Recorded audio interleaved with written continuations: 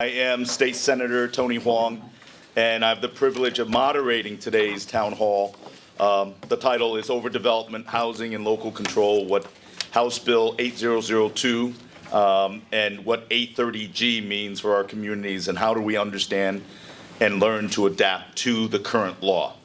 My background is nearly 16 years in the Connecticut General Assembly, and beginning as very active as the Republican ranking leader in housing and in planning and development, two areas that have dramatic impact in regards to what language and what the impact of these bills we're talking about, because most of these bills do come from the Housing Committee and the Planning and Development Committee. And I was the ranking member, and in actually 2017, when it was an 18-18 tie in the Connecticut State Senate, we were able to make language changes to the 830G language. A lot of people don't know about that, is the fact that in 2017, we actually made changes to the formula and some aspects of the definition of 830G, but unfortunately it had a 5-year sunset. So 5 years later, that language has disappeared. So when we talk about the ability for us to make a difference, we have demonstrated that to be possible. And in fact, I can proudly say that in the 8 years under the tenure of Governor Malloy, the only bill that was overwritten, that overrode his veto, was exactly the 830G bill that myself and then Representative Brenda Kupchak, and in a bipartisan basis, Senator Schlossberg and Milford, as well as many other people, passed that through and overriding the governor's veto. So when people say nothing has been done on 830G, that is incorrect, because when people work together, we can make the necessary changes. That being said, we are here and now with a supermajority, and some of the challenges in regards to having many of the voices be heard. And I want to start by saying this very clearly. As I said, there's a supermajority. This conversation is about our homes, our neighborhoods, and really the quality of life in the broader community. It's about facts, and I think that's important. There's so much emotionality about this discussion. And it's important that in this town hall, we talk about facts, we talk about how this process came to be, and equally important, my goal in this town hall is to be able to provide solutions and pathways to live with the laws that we have to live with. 8002 is now the law of Connecticut. 830G remains to be the law of Connecticut in affordable housing. The key in this forum is understand how we got there, but also to be able to help our community, our leaders, our advocates, our nonprofits, our residents, to be able to have a voice to work within that law. Housing density, traffic, school crowding, and the perceived loss of, quote, local control and people's personal property rights are really emotional. They're deeply emotional issues. And people care because it affects how and where we live, how our children grow up, and how seniors age in place, and how communities evolve, and the impact that's not always understood, the impact on taxation, as well as infrastructure needs that comes with that increased density. Our goal today, again, is to respect these emotions, but to separate these emotions from the misinformation and the gaslighting that occurs in our current political environment, and to really kind of intelligibly and intellectually focus on 3 areas. One, we're going to understand the law. Connecticut General Statute 830G on affordable housing, and House Bill 8002, which is also Public Act 25-1, which talks about a comprehensive affordable housing initiative that was recently signed into law by Governor Lamont. And number two, to really understand the legislative and the regulatory process.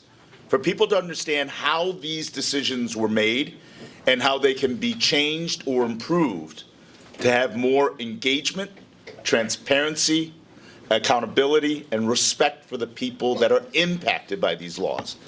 And number three, as I said it before, we want to allow you to understand how you and I, as a legislator, can have impact.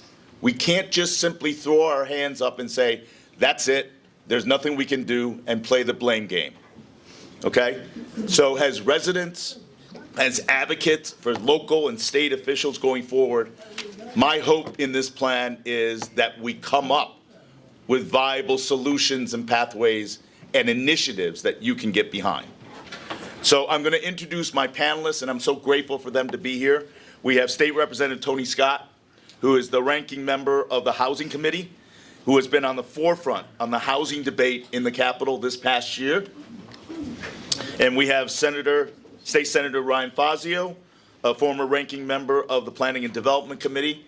He and I both currently still sit on the Planning and Development Committee, and who has worked extensively on zoning, land use, and municipal issues.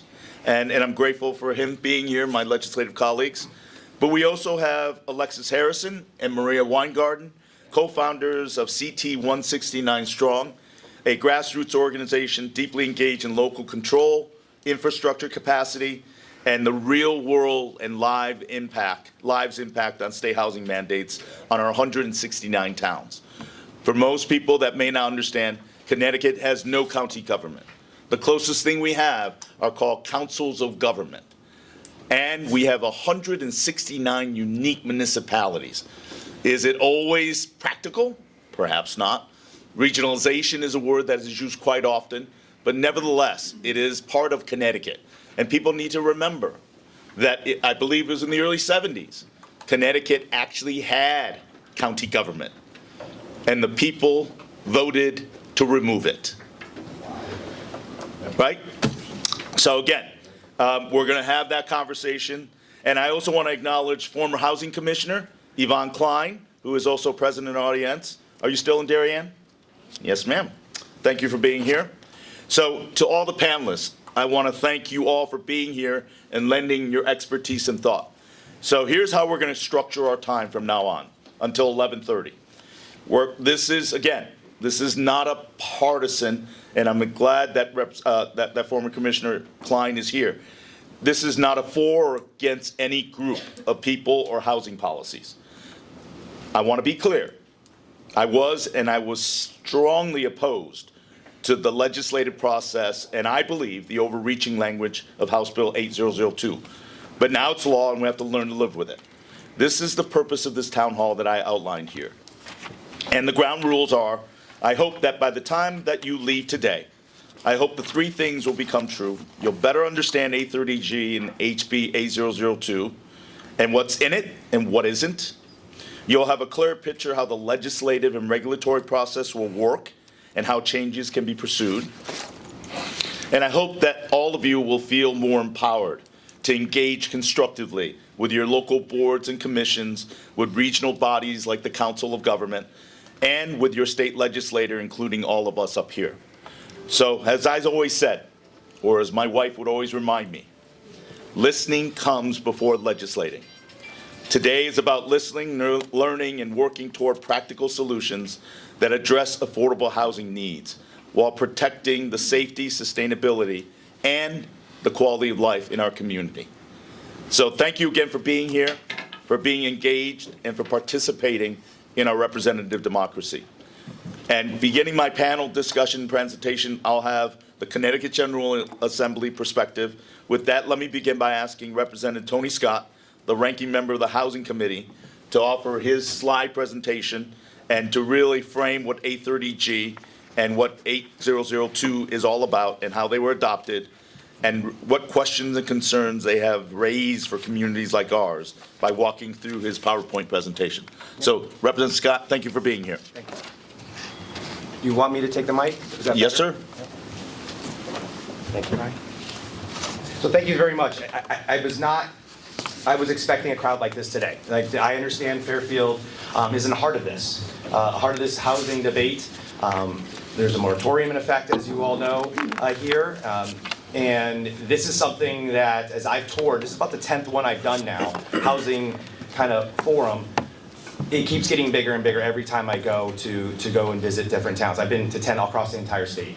It carries weight not in the cities, not in just the suburbs, but also in the rural areas. And this bills that we've been discussing, 8002, that used to be 5002, all have an effect on each and every single one of those towns. Doesn't matter if it's a city, urban, or whatever it is. So thank you for coming out. I think it's important that you're out. It's important that you're hearing, listening, and at the end, we'll hear some opinions, I'm sure, of what you think you like or don't like about some of the things that are happening. So do we have the slides? Yep, great. If you jump to the introduction slide. Thank you, yes. So what my goal today is, I'm going to kind of walk you through a little bit of how we got here today. Where we got to starting back in 1989 with the inception of 830G. Next slide, please. And that's what's called the Connecticut's Affordable Housing Appeals Act. That's what it was called at the time. We all just know it as 830G right now.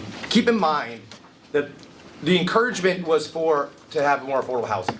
That is what the purpose of that bill was intentionally at the time, especially more towards wealthier towns down here in Fairfield County. That was in the thought process when that bill was actually being processed and actually passed. Where it crossed a line that really gave a little more power to some of these developers, is what you're seeing today, especially here in Fairfield County, is it bypasses zoning laws. And this is the first time it really took those zoning laws of what local elected officials would pass and make decisions on a local level. They took that away if there was a project that came in that had 30% or more that was affordable housing units. So there's 100 units, 30 of them were affordable. You can kind of bypass all the different things. You have public hearings. There were a couple caveats, safety, health. There are a couple things that can still protect you and you can fight as a town, that project. But for the most part, that project was set in stone, move forward, and you really had very, very little say about it. And that's still today. But that's that 30% threshold. And that's where you get to having a lot of negotiations, having a lot of lawsuits. Because what I've seen, in most, especially in my town of Monroe, we haven't had an 830G project. Because what happens is, a vast majority of the time, the developer will come in and say, I'm going to do this, and then there's a negotiation. Before it goes to court, before it goes there, it's negotiation. They'll come up with a new plan that might be only 10 or 15% affordable, and it meets a match of what the town's willing to accept versus what the developer's trying to accomplish. And a lot of times that happens, and it does help save some lawsuits and some lawyer fees. But I would say a lot of these times, it does go to court, and it's cost the towns, and it costs the developers a lot of money. And who's ultimately going to pay for that? It's going to be coming out of our tax dollars, right? Either it's going to go onto the housing units out of their building, they're going to have to bring them up a little bit because the lawsuits are more taking their profitability away, or it's going to hit your taxes as your local. So that's how it started. 1989. That was the impetus of this in trying to build. So we're at what? 11 plus 25 years. We're at 36 years now. My question is, we're at 36 years now, and we're still saving more affordable housing. This didn't work. That's my opinion. It just didn't work. If it worked, we would not have to keep coming back and having 8002 and other things. It was just bad legislation at the time, and I'll get into a couple reasons why. But the idea is, it didn't work. We need to really relook at that. We really just need to relook at the idea and the concept of it. Next slide. Again, as a reaction to 830G, did it increase affordable housing? Yes, it did. Why? Because it's being forced upon in a lot of different places that maybe they didn't want to have that size property or size project there. And then, of course, with the 30%, it has to have more affordable housing in there. We saw a lot of opposition, even today, against small towns. They're against it. Number one, infrastructure is a problem, a lot of small towns.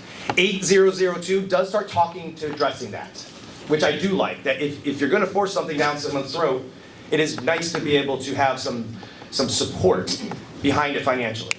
A lot of towns, even like Monroe, we don't have sewers in Monroe. Totally different than Fairfield, right? I get it. We don't have sewers, so to try to build something big, it's almost impossible. So the state's saying, we will help potentially with some dollars and help support that.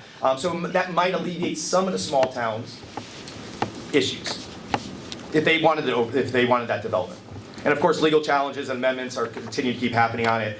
Unfortunately, the amendments really haven't gone anywhere, and I'll go into a couple of them that we've tried to do over the past few years, and what we're trying to do to try to help amend it and try to make it a little bit more feasible, and unfortunately, we haven't really got there. But we do see legal challenges. We do know lawyers are making out pretty well in this situation, that sometimes they get caught up in lawsuits for years, and it does slow down the process, and trying to do what you're gonna do with that property, but also what's it gonna do for the towns. Next slide. So when we get into 2000s, that's where the housing bubble really kicked in. So the universe that we lived in was totally different from 1989. We really got to the part where the demand for housing, because of the bubble, it grew. It popped then, and then everyone was looking for more affordable housing because the prices grew so much at that point. There were some revisions to 830G, the ones that Fairfield would know very, very well, which is the moratorium provisions were added. Basically is what it is. There's a couple different ways to get there, and I don't want to get too much into the weeds, but there's HUE points, housing equivalency points, but mostly if you get 2% more, so if you have a percentage of affordable housing you have in your town, if you can boost that up by 2%, you can qualify moratorium. That's what Fairfield has done. They have now done that. Unfortunately, as we talked, I was just actually talking to the panelists here beforehand, over a dozen projects came in right at the end that they could be used for 830G, because now 830G can't be used anymore for builders and people who are trying to produce projects, developers. But if you got it in before the deadline, before the actual moratorium took place, you can. And there's about over a dozen different ones that actually came in and now are sitting on the plate of the town of Fairfield, the Planning and Zoning Commission, and having to deal with that. And the biggest thing is these urban and suburban housing tensions have grown. And that's still living today. It's still living today, where you have the urban folks who are saying, hey, you guys aren't doing your fair share and making sure you're getting enough housing in your towns, in your suburbs, and then the suburban towns or the rural towns saying, hey, you have the infrastructure to do so. You have all these. I can go around Bridgeport right now and show you vacant building after vacant building, the dilapidated building that can be a lot of housing units. I'm supportive of the state coming in and help those buildings to be turned into it. You go down by Derby and Shelton border down there. What they've done down there made it more appealing and fun and like a vibrant area. That was their choice. It took forever, right? It took forever for that to get done. I think there were like 8 to 10 years for that project down there to get done by the river, but it did it. But the state helped out and pitched in. I think that could happen in some of these, like I just know Bridgeport because I live in Monroe, I'm right there. And there's a lot of places that can easily be done. And I hope that if we're gonna be spending the money, which is being held out here in 8002, that those dollars can go to those spots that literally are trying to focus on where you can make the biggest bang for your buck. Because keep in mind, you come in Monroe and you build 30 units, that's great, maybe 5 of them will be affordable. Okay, it's 30 units. You go in Bridgeport and do 200 units in a blink of an eye, right, in one big building. That could happen. So the idea is, yes, you can come and try to make little gains all throughout the state, but I would like to see those dollars, if we're going to spend them, go to where we're making actually the biggest bang for your buck. One other thing before I go to the next slide is, and this is something the majority leader of the House of Representatives, Jason Rojas, has acknowledged as a problem, and we are supposedly going to be addressing it this next year, is actually 830G has slowed down housing in a way. Because places like either Fairfield or others who are trying to build either housing or affordable housing is tentative to actually build housing projects. Let me tell you why. So let's say you need to get to, as a town, you need to get to 10% affordable housing for 830G not to take place anymore. They cannot come in and use 830G. Either you have the moratorium, which Fairfield has, or you have 10% affordable housing. So let's say you're like around 9%. For simple math, let's do it this way. You have 1,000 housing units in the entire town. You have to have 100 of them to be affordable. Check that box. 830G cannot be used against you. A developer cannot come and do a project and say, I'm going to use 830G and I'm going to circumvent all your local zoning laws. You can do that now. If you add 100 units, just 100 unit development somewhere, but no affordable housing, now you're at 1,100. So you're at 1,100, you're not 10% anymore. You fall under the threshold because you only have 100 of the 1,100. So it actually, if you're on the verge of maybe hitting 10%, you're on the verge of a of a moratorium, it is a way to actually suppress you not to want to build housing. And do we want to build housing? Do we want to build affordable housing? What is the goal? I keep hearing we need to build housing, but then the focus always turns back to affordable housing.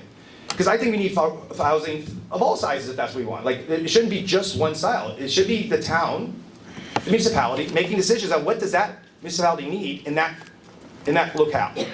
Not someone in Hartford telling them what people in Easton need. Easton's one of my districts, one of my towns, my district.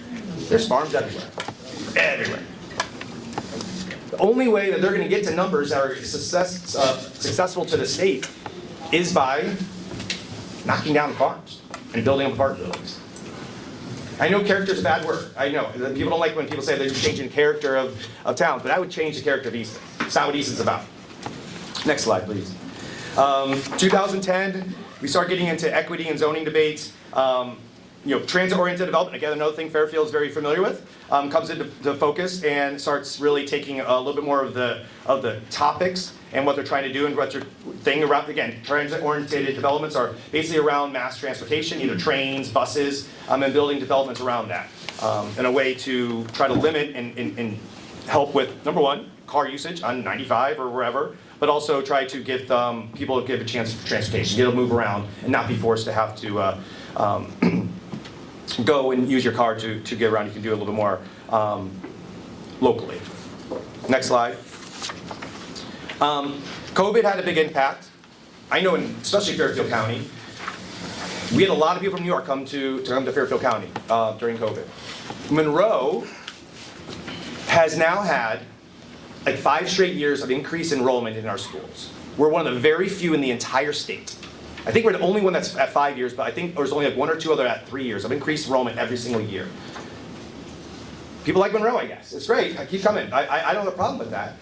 But the idea is that it changed the landscape of what we saw because so many people came into the state, especially Fairfield County. And because of that, the housing demand has gone increasingly high, superficially, because of this demand of just coming here away from the city, trying to get out of the city life and get to more of a suburban life, I think. And because of that, that has driven demand up. We did see it back in 2021, the Landmark Zoning Reform Act, it was HB 6107, and basically what that did was it started making the towns have to have a planning requirement.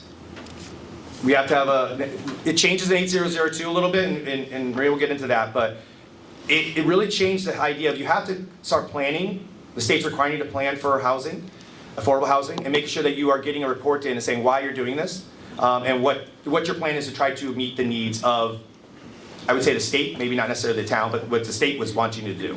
Affordable housing is maybe for younger folks who are maybe just leaving college that might be able to afford an ADU somewhere, some big properties on some of these larger town, wealthier towns have these ADUs that they can use and rent out. And that's great. I'm super supportive of it. That's what that property owner wants to do, and rent out their apartment on their property, go for it. And in fact, gives a chance to someone who's younger in life, who just needs a place to stay and can't afford a house yet because they just started their career. That's great. Let's encourage that. Let's do that more. Let them make those decisions at their own properties. We also saw the reduced parking minimums, which also was a guest, again, addressed in 8002, and making parking not take up as much of a reason why some of these projects are getting rejected. They want to take that away. They want to take the parking away, and that's what happened in 8002. It did the same thing. Next slide. So 830G we're at today. There's arguments for is promoting mixed use or mixed income housing. I think that's accurate in some locales, but I don't think it's accurate across the state. I think when you go to a place like Easton, it's not going to be a mixed income housing. Like, it's just not. That's not going to happen there. It's just not. I don't see how it's going to happen. Where you can go to places like Bridgeport or even Fairfield, I can see how that could happen when you're talking about the TODs, or you're talking about places where some of these projects are getting. You can get those mixed income housing. So it really depends on the locale and the different town or municipality. The biggest argument against, and this is what I have touted a lot, is the loss of local control. So when I say local control, I want to be very clear what it is, because I think sometimes it gets confusing. It shouldn't be, it's pretty self-explanatory, but people get confused. It's the lack of ability of the folks who are elected locally, they're your own planning and zoning officials, that you elected, not able to make those decisions anymore than they were previously. So for example, in 8002, there is a piece of it where there are commercial properties, think about commercial property, any kind of commercial property, that can now be, basically as of right, switched over to residential. Doesn't matter. It's on the main street. Doesn't matter. That's a choice now that the state is making for the locale, the municipality, and not those local officials who have a plan of conservation development, have a POCD that literally designs the town of how they want it to lay out. They zoned it this way for whatever reason they chose to in that locale. And because of that, that's being taken away. It doesn't matter that it's commercially zoned anymore. It's actually residential. Right today, it's residentially zoned right now. That's a fact. Now, will a business shut down just to build housing? Probably not. But if there's a storefront that has not been filled for a while, it's vulnerable. It'll be super vulnerable. And there's no necessity for that to be affordable housing, too. So keep that in mind. Again, what is the goal? A lot of you keep hearing about the goal being affordable housing, but then it's taking it to where it's always not about affordable housing. So it gets kind of cumbersome that way. But that's where I talk about local control, is making decisions in Hartford away from the elected officials here in your municipality. That's frustrating to me because those folks are putting their time on, they're not getting paid. They know the best about the towns, and they're taking that information away. I think that's something we really need to look at and not be too supportive of. Some proposals really quick that we have. I have a proposal to define affordability. What is affordable housing? Because the state of Connecticut is totally different in their mentality, what it is, than anybody in this room, I bet. Because I asked you guys, there's 100-some people, whatever, I don't know how many people there. Everyone have a different definition. We need to define definition. Because why? Because Connecticut's definition is about this thing. But if I told you, we're going to take over a whole town, like a town's just I'm going to go buy a town. We're going to knock everything down. I'm just going to build up tiny homes. The whole town is just going to be tiny homes. You think pretty affordable, right? Tiny homes. Not by the state of Connecticut. They would count as 0% affordable. Because there's such a thin line of what's affordable. It has to be funded by Chaffler. It has to be funded, has to have some kind of waiver or something from the federal government. There's all these different things that have to be tiny little things that have to check the box. If you don't, it doesn't count. It doesn't matter if it's actually affordable. The actual word affordable is meaningless. It's like, did you check one of these boxes? No? Then it's not affordable. Which we all know is crap. The naturally occurring affordable housing should be counted. It should be in some way, shape, or form. Mobile home park, they don't count. Again, what I would consider affordable for most towns. Especially when you look at all the other housing in that municipality. Doesn't count. Things like that we've asked for and tried to put provisions in to try to help with some of these 830G legislation and proposal amend has not gone anywhere. Next slide. I'm going to end with the next two things on 8002, my take on it quick before it goes off. There's like half the bill I would have voted yes on. More than probably half the bill. More than half the bill. You put it on individual line items and votes, you got a lot of yeses out of me. There's some poison pills in that I just can't support. Why? Because I know my municipalities didn't want to support it. I'm most disappointed about the process. Speak louder. And that's what I'll end on today, is about the process. The process was broken. I sat on the floor for about an hour talking 8002. When 5002, back in May, I spent 5 hours on the floor talking. 5 hours. I had a lot to talk about. A lot of stuff in there I didn't like. But the process is broken. Here's why. We didn't have an opportunity to have a public hearing on the bill. There were new things in the bill. Most of it was repeat. 80-90% of it was repeat from what 5002 was. But I would say that a lot of it, the important pieces were new. Things we didn't have a public hearing on. That really frustrates me. Because I don't want to pass the bill and have to go back and worry about fixing it later. We should try to deal with it up front and fix it and make sure it's right at the time. And unfortunately, we didn't do that. We got the bill So this to give you a little timeline. Friday night, or Friday afternoon, there was a fun press conference somewhere. I don't even remember where it was. I wasn't there. We got that's when the governors announced that I'm going to support this bill. After that, I got a preview of what the bill looked like. They sent it to me. That was Friday afternoon. It was 99 pages long. Did my research, looked at the bill, like I was in college, doing my thing. Yeah, doing my thing where it's studying. I got to study 99-page bill, know what's in there. Every word matters. By Monday, still what it was planned, 99 pages. But by the time we went in on session on Wednesday, we were going in at 10 o'clock in the morning, and 40 minutes before, we got a new bill. And it actually got posted. Because again, when I got the bill, you guys didn't see it. No one could see it. It wasn't public. It wasn't public yet. Again, let alone we didn't have a public hearing. It wasn't even public yet.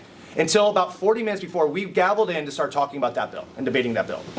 I got a new bill, and it has 104 pages then. Also, we had 5 more pages randomly 40 minutes before, and now we're scrambling. What is new? What was taken out? What was added? That's tough for us, but for the public, the people we serve, it's a slap in the face. That's why the process was broken. I have no problem debating a bill, losing, voting no, and it passing. I have no problem with that because we went through the process and so on the votes. Elections matter. You don't have the votes. They have a supermajority, they can pretty much pass what they want. But we should still have our voices heard. And the public cannot have their voice heard because they got a bill 40 minutes before, and unless you're a lawyer, you're gonna have a hard time understanding it, right? It's gonna be really tough. So I hate the process. I voiced that concern. It passed, and that was it. So there's a lot of stuff in 8002. I know Maria's gonna go through it, and I think it's something that we just need to understand. And like Tony said, like, we need to make sure we know what's in it. So that each municipality can actually deal with those ramifications and make sure they're doing what's best possible for their town. So Thank you, Representative Scott. Yep. And it's a lot to unload. And I think that the transparency and due process was sorely lacking in the whole process. And that, regardless of whatever you come from, is undeniable. Now, I'm going to introduce Senator Ryan Fazio, who's the ranking in many years on planning and development. But I'd like for him to share his experience in shaping municipal governance and really explain the definition or the perception of local control and what 8002 does and how we shifted from the concept, the traditional concept that was articulated by Representative Scott to where we are now, the kind of 8002 state mandated policy, even though the word opt-in is used often. So could the good senator articulate a little bit and talk about now with the opt-in option, the role of the Office of Policy and Management. The reason why I wanted him to articulate it because he's also the ranking member on the Finance, Revenue, and Bonding, at which the Office of Policy and Management is a state agency under the purview of the governor that dictates what's going to happen in policies on housing related to each of the respective communities. And also explain, as I said earlier, our COGS is kind of a hybridization of county governance. Now, for people in Fairfield, they need to understand that we belong in the Metro COG, which encompasses Fairfield, Easton, Monroe, Bridgeport, Stratford, and Shelton. So that kind of a COG is now working with the state agency in formulating housing policies that will be shared and given to our municipalities. In the previous bill, 6107, there was an opportunity where any of those kind of proposals would have to have a majority of local governance approval, either the Board of Selectmen or the various respective governance councils. Now, 8002 removes that local input, and the opt-in will be further explained. But nevertheless, could the good colleague of mine in the Senate articulate the concept of local control or the perception of it, as well as the role of state governance versus municipal governance. Yes, and thank you, Senator Hwang, for the invitation and your advocacy on this issue over many years. I've learned from you. I succeeded you as Planning and Development Ranking Member and learned much from you. And thank you all for being here and being so engaged on a Saturday morning about a complex housing bill. This just shows how important this issue is to people. And it kind of goes to your question of what is local control and why is it important? I think the simple definition of local control is the ability of municipalities, towns and cities, to make decisions for their own town and city through the locally elected officials on the ground who have familiarity with the issues, rather than having those decisions determined by a higher level of government like the state government for all towns and cities writ large. Connecticut has a very proud tradition of home rule. You know, when I travel all across the state, I'm really kind of impressed that this is not just an issue or a point of view that is common in southwestern Connecticut. It's a point of view that's common all across the state. I think because, thank you, because there is something deeply ingrained in Connecticut and its history, this inclination towards home rule going back to colonial times, you know, the RTM itself that so many of our towns and cities, mine and yours, have is a old colonial style of town government. So it's passed through generations. Now, over the last few decades, and Representative Scott did a good job of summarizing it, home rule and local control has been clawed back, starting with 830G. And I think an important thing to note about 830G as a developer appeals process is that it is much more pro-developer and much more anti-local control than other laws of a similar nature in other states. Yes, several other states have similar laws allowing developers to ignore local zoning if they build a certain amount of deed restricted or deed restricted units, but they are much less onerous on the towns and cities and much less pro-developer than 830G. For instance, Massachusetts has 40B, but it has a 4-story limit.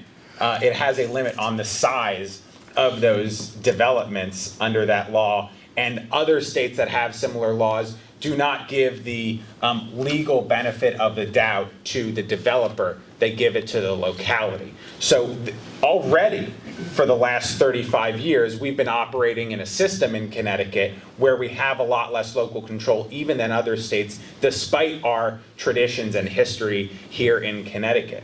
And, you know, this is obviously a very important issue, and 8002 is a very consequential piece of legislation. But when such a consequential piece of legislation is passed with only an hour advance notice on what's actually in the bill, and when there's no public hearing, you could support a lot of the substance of that bill, but I think be deeply offended by the process. You know, I was very interested, there is a land use attorney who was actually one of the original co-authors of 830G, so I probably have a lot of disagreements with him on the substance of these issues, but he came out with an interview about a week after 8002 was passed and said, this took me at least a week to begin to understand what is in this law. He is one of the leading experts on this issue statewide. And at the end, he also said, I do not understand how this will actually make the state more affordable, because it layers so much bureaucracy on our towns and cities. So many new mandates, comply with this, submit this plan, acquiesce to this state bureaucracy, wait for the answer for this state agency. You might get this funding, you might not get this funding, but all the while, there actually won't be a kind of local effort, a concerted local effort with local buy-in that actually increases housing availability and affordability. But certainly, there's going to be more mandates and more red tape placed on towns and cities. You know, and it's also so interesting this man said this, given traditionally his support for 830G, and the fact that, you know, he could stand to gain as an attorney from this new law, and yet even he spoke out and said this process is broken and the substance of this new law is not sufficient to actually increasing affordability in the state. I'll just end by saying 8002 has a lot of problems with it. And to Senator Hwang's question, it says, a town or city can do this or could not do this. But attached to that is potentially tens of millions of dollars of funding. Yes, that means in certain cases, it's not a straightforward or direct mandate, you must do this. But it is a, nice local control you got there, nice local zoning you got there. Would be a shame if something happened to it. Would be a shame if, with all the hundreds of millions of dollars that, maybe $1 billion of taxpayer dollars that Fairfield is sending to the state government every year, they wouldn't be able to avail themselves of tens of millions of dollars of school construction funding or infrastructure funding that will be attached to acquiescing to the zoning plans of the state going forward. I think my colleagues on the panel will talk more about some of the specifics of this new law, but make no doubt about it, this removes local control on top of the existing law that already took away so much local control, and yet I do not see clearly how this will improve affordability in the state in the long run. Thank you. Thank you, Senator Fazio. And we're running a little behind. We're going to have people walk around and get your questions, because the second part of this, beyond the presentation, is critically important for us to answer questions that you have and help you process some of the challenges you're confronting. And it's interesting, you talked about kind of the history. Connecticut was founded based upon the fundamental order. This state and this country had tremendous history. In fact, if you walk down Old Post Road, there's a plaque on a direct descendant of Roger Sherman, who signed all of our critical constitutional as well as the Confederacy documents. And it talked about the fundamental order in which local governance, local people have a voice. And for me, that is so critical for us as a state that moved away from county government to give our municipal impact. And I am extremely concerned that it's being slowly clawed back. You're being kind. I think it's been eroded.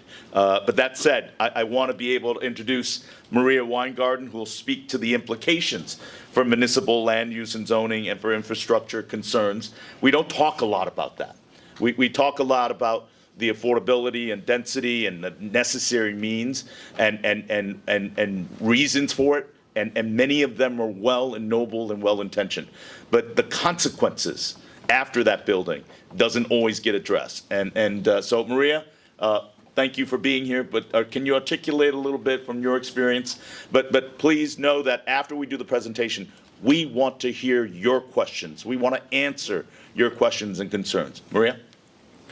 There are some audio issues from the folks on Zoom. I'm getting a few text messages, so that could be addressed. That'd be great. Thank you. Hi, good morning. Thank you so much for all of you to be here. It really is such an important issue, and I'm not going to sugarcoat any of this. There are 53 sections in this bill, 104 pages. It's a lot to digest, and I am still finding things and then calling people who are regional COG members to try to understand what this means for our communities. And I've been at this for a number of years and been following this for a solid 5 years now. And it is very challenging. So when we hear that Hollister, who is an attorney and is an expert and does many of these litigations, and it took him a week to understand it, this is no joke. And I will mention that, there are some housing development advocates who are out there who are holding events talking about what's in here. One of them was held by Partnership for Strong Communities. They spent 20 minutes talking about fair rent commissions, which already existed, but they spent 20 minutes on that. Most people understand what a fair rent commission is. That's meant to sort of make sure that rents are appropriate, that to address any issues. But they spent 20 minutes, this entire bill, they talked 20 minutes about that. And then on the regional plan somewhat, they left out some of the really important things that I'm going to talk about with all of you right now. So one of the things, there are a couple of things that our municipalities have to do right now. So by July 1st of 2026, the as-of-right conversions that were mentioned here, it's a concern for all of our municipalities as to what is going to happen and what kind of development is going to occur in our towns. And conversions, if you have a smaller downtown and all of a sudden your commercial area can be turned all residential into a bedroom community. Those are, I'm on the Board of Finance in my municipality. So it concerns me when we lose our commercial revenues that can be just now residential. And so what does that mean? A town has to now create form-based code to only allow a summary review. So your town has to contemplate any sort of hypothetical change that might want to be done so that it doesn't have to go in front of a P&Z anymore. That's what we're talking about when we say loss of local control. Your P&Z will no longer have discretion on any of that sort of development. You're going to have to create form-based code to say, you know what, we still want commercial on a first floor, and sort of set parameters of what you want to see. But that all has to get done by July 1st of 2026.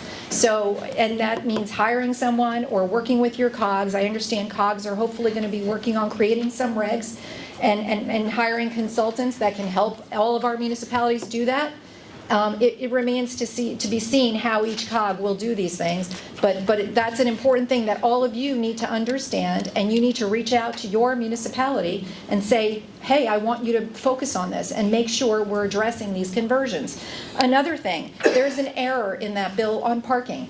Any developer can come in and put out a 16, and by the way, this error is that anybody who has a 16-unit complex can't require any parking on a 16-unit complex, period. And we found that error. And they didn't fix it, and Senator Rahman said that they will hopefully fix that in this next session. That remains to be seen.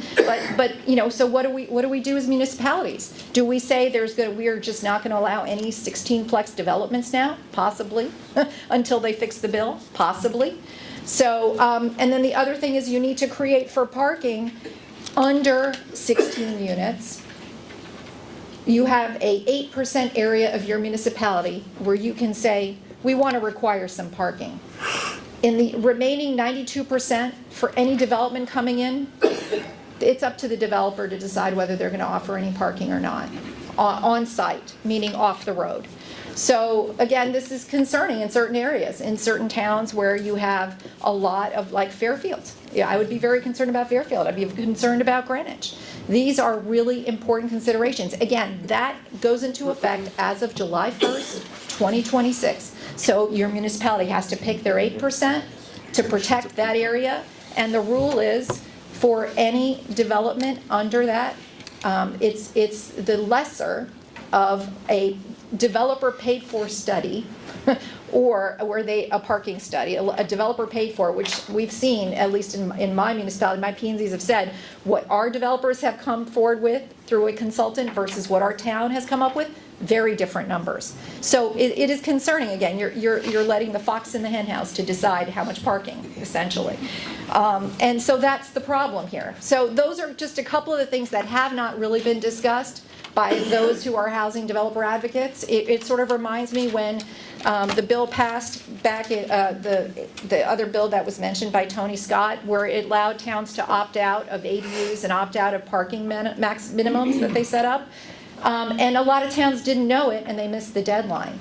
And it's going to be our role to make sure that everybody knows, and all of you, that's one of the things that you can all do, is make sure your towns are taking advantage of and getting those requirements changed to protect your municipalities from haphazard development, because that's really the concern here, is a developer can come in a predatory way and just, it's going to be the Wild West, is how it's been described to me.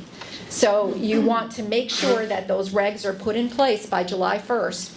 And then we haven't even talked about the other part, and then I'll stop talking because I know there's so much in here, and it's really, I can get very nerdy on this. So the other one is the regional housing plans, and this is just, I'll just mention one aspect of it that, that's going to highlight some of what's been said here.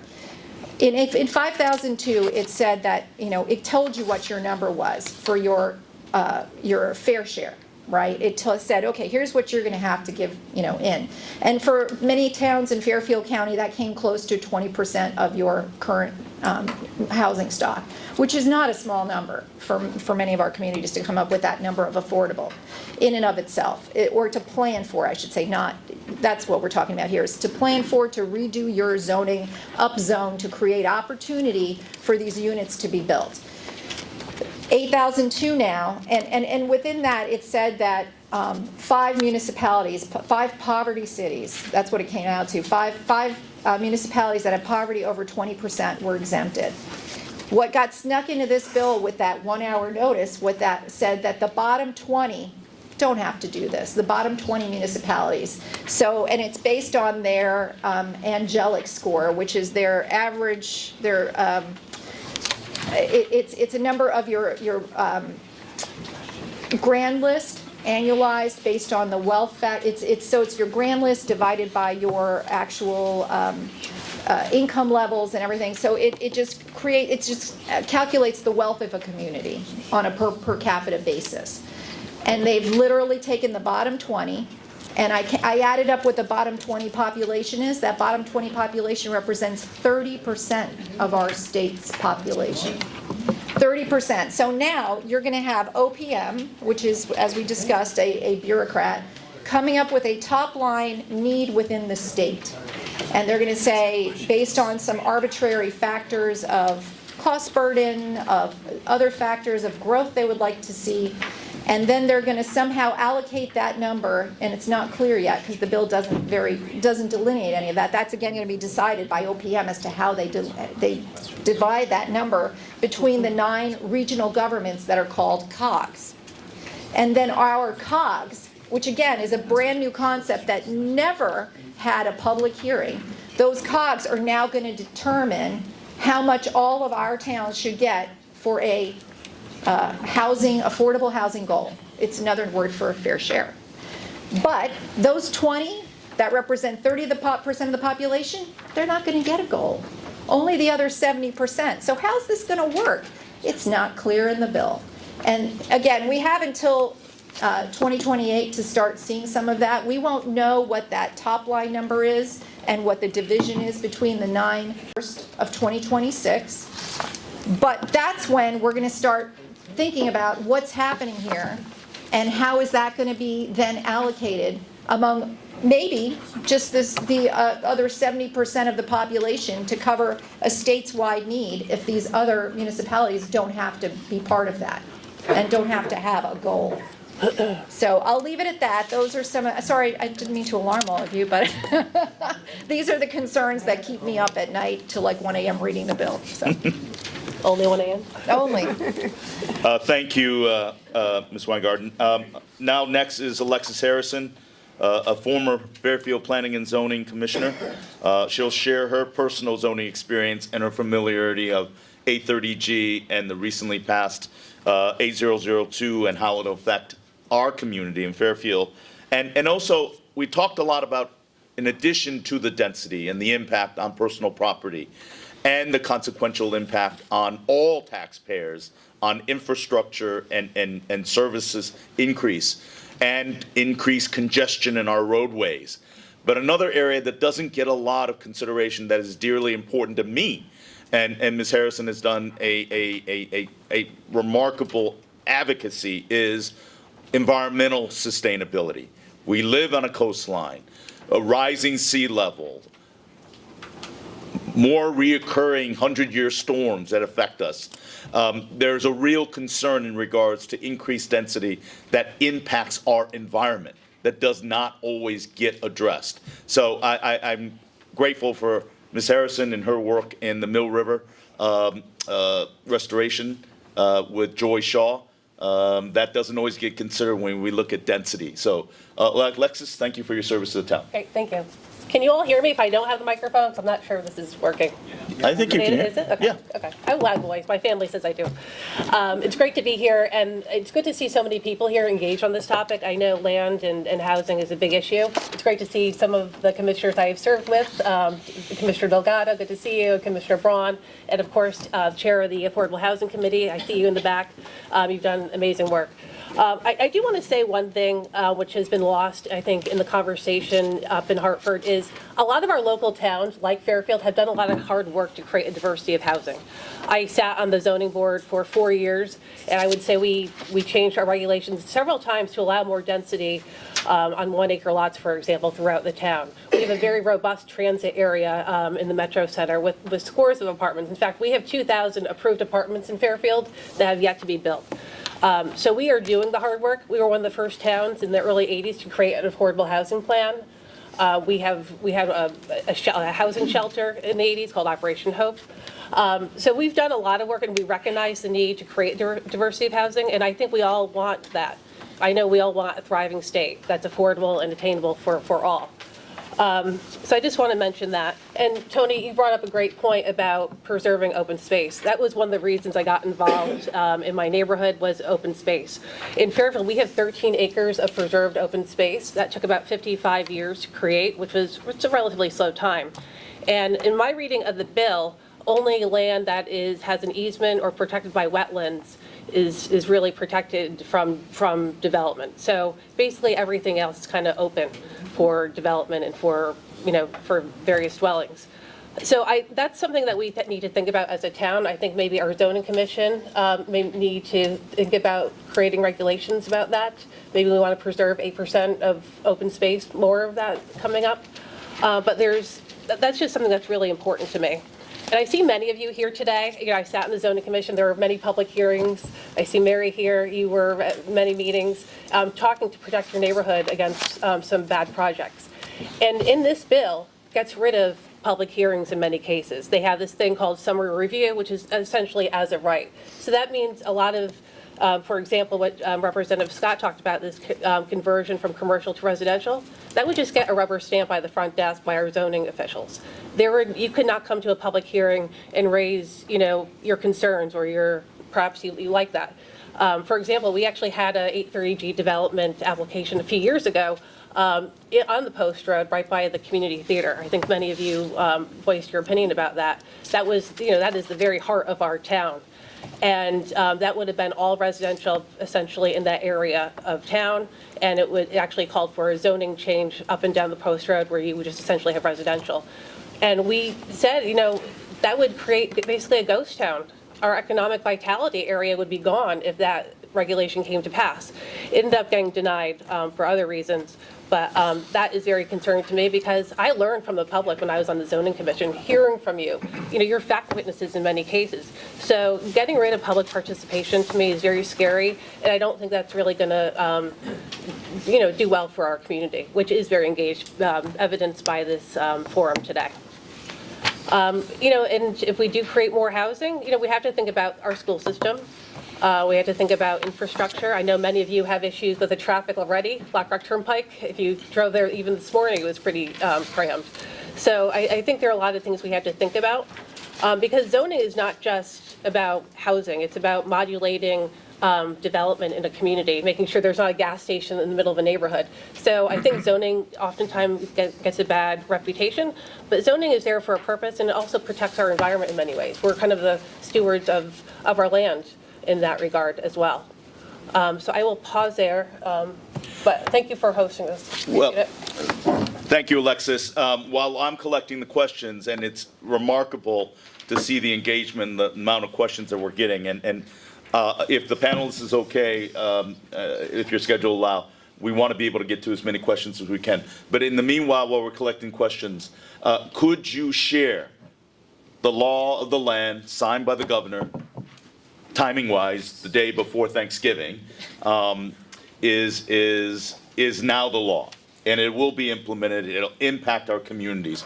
In addition to 830G as well, could each one of you be able to offer for people in our audience that is here and listening of what we can do has legislators, has community leaders, has planning and zoning board members, that it is not just putting up our hands and say, they did it, I can't do anything about it. We've heard so much about that. But I think it's important for you to be able to offer some perspective as legislators, as advocates, to share with people what tools and what approach and what information they have to be able to combat challenges that overrides their private properties, their concerns in regards to community infrastructure, traffic. So let me begin going backwards with Senator Fazio in regards to, for this audience, that is looking for some guidance and solutions to address some of the impact of what 8002 and 830G will do to our community. Great question. Well, first, I think local leaders should be working hard, unfortunately, at this moment to understand the implications of this new law and what can be done on the local level to insulate a town or city against the worst consequences, or to try to, contend with it as best as can be on a local level. Yes, that is downstream of the policy, but nonetheless, there is probably going to be opportunity, as Alexis was talking about, to try to mitigate some of the consequences for your town against the new law. So that's first, and that's especially for local leaders or people who are, a part of decision-making processes on a local level. Second, I would say your being here is a good start to effectuating how people think about this issue and how your leaders across the state think about this issue. We'll be even posting about this town hall today, and the fact that the attendance was so significant on a Saturday morning will show by itself that people care about this. Listen, the fact that, even with the balance of power in the state government, that it has taken many years to accomplish some of these goals that the leadership of the legislature wanted to achieve many years ago is testament to public opinion and the willingness of local citizens to speak up to their elected legislators and say, please slow down, please reconsider. Emailing your elected officials and having your neighbors and friends who are like-minded email and speak out to your elected officials does make a difference in the decision-making processes if it's done at a critical mass. So I hope you'll be encouraged going forward that speaking out and ensuring that your friends and neighbors are aware of these issues and continue to speak out as well is very important to the future of our state and the decisions that are made. Yeah, and I would echo what Senator Fazio said. I come from neighborhood advocacy, where we started Fair Plan, Fair Filters, Protecting Land and Neighborhoods, where we engage a lot of neighborhood groups. Many of you have started your own based on developments happening in your community, but have meetings.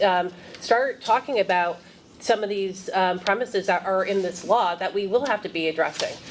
Think about sewer. I think our Board of Finance, our first select person, they will have to start thinking about capital planning in the next 10, 20 years, because our sewers will need to be improved upon, will need to be expanded in many cases, which costs money. We're already doing that because we do have a very old infrastructure here in Fairfield, but that will have to be expanded.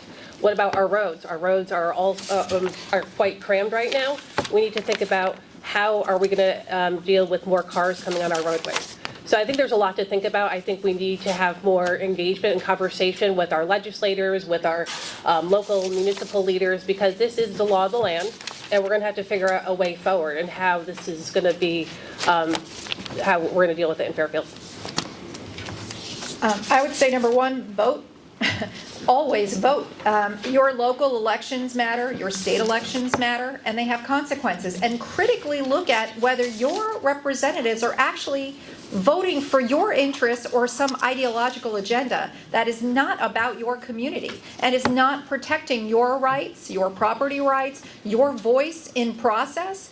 and really think long and hard about that. And I think that's something that gets lost in a lot of this. So that's number one. Number two, get informed about what's actually going on. CT169strong.org is our website. We have a white paper that explains 830G and the 4 limited categories that they look at. And one of the things that really is astounding to me, and it impacts Greenwich, is because the law was enacted in 1989, anything that's affordable in Greenwich pre-1989 doesn't count. So it doesn't matter that they have such a diverse community of people. Everybody thinks Greenwich is just an affluent community, but they also have a very poor community as well, and who have a lot of needs.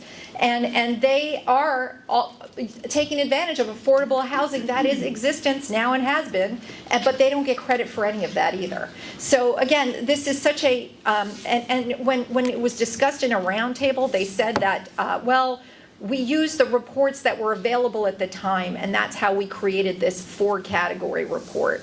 Well, it's time to do something better that actually does, as Tony Scott said, that we need to really understand what affordability is and truly measure what that is. And also, you can't really hold towns accountable for things like housing cost burden when they include things like your utility costs. And your utility costs have, as Fazio, Senator Fazio has spent a lot of time talking about, they've doubled the public benefits charges on all of our residents in the last, since 2018, they've doubled.